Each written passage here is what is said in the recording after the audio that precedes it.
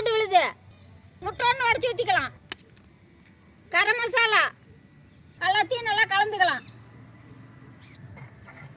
இப்போ கீத்து போட்ட முழுக்கோழியில் மசாலா தடவிக்கலாம்.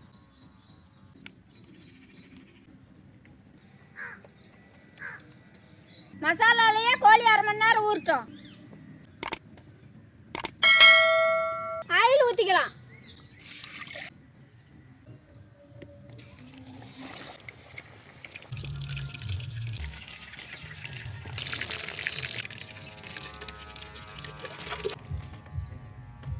கறி நல்லா பூவாட்டம் வந்து பச்சுப்பா, எடுத்து சாப்பிடுப்பா.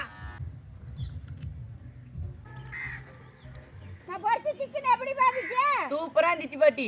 இந்த சக்கரை பூசணிக்காய் வச்சு இன்னைக்கு அல்வா செய்ய போறோம். வாங்க எப்படின்னு பார்க்கலாம். அப்படியே மறக்காம ஒரு லைக் போட்டுருங்கப்பா. பூசணிக்காயா கட் பண்ணிக்கலாம்.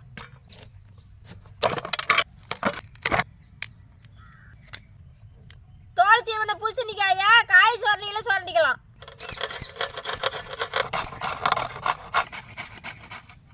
நெய் ஊற்றி முந்திரி திராட்சை நல்லா வறுத்துக்கலாம். முந்திரி திராட்சை இதே நெய்யில் சீவன பூசணிக்காய் போட்டுக்கலாம். தேவையான அளவு சக்கரை போட்டுக்கலாம். இந்த மாதிரி நெய்யில் வறுத்த முந்திரி திராட்சை போட்டு இறக்கலாம்.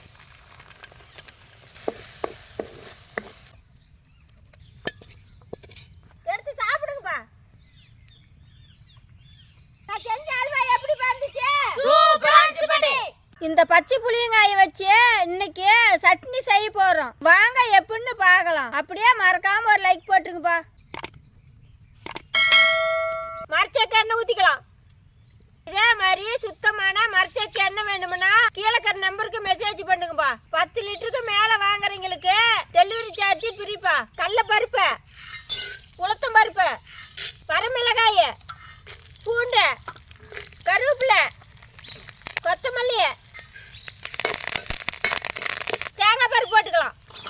கல் உப்பு,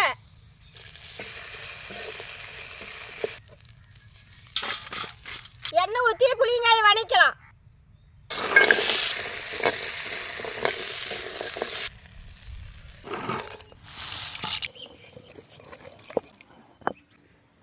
எடுத்து சாப்பிடுங்கப்பா.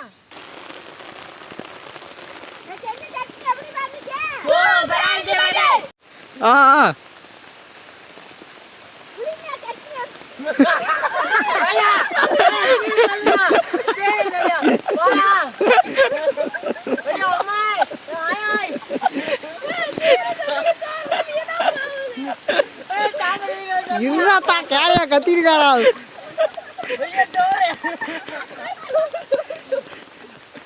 டெல்லிகளா இங்கிறத பாக்குறாங்க. அப்பயும் வெறி எடுத்துருங்களாட்டோ.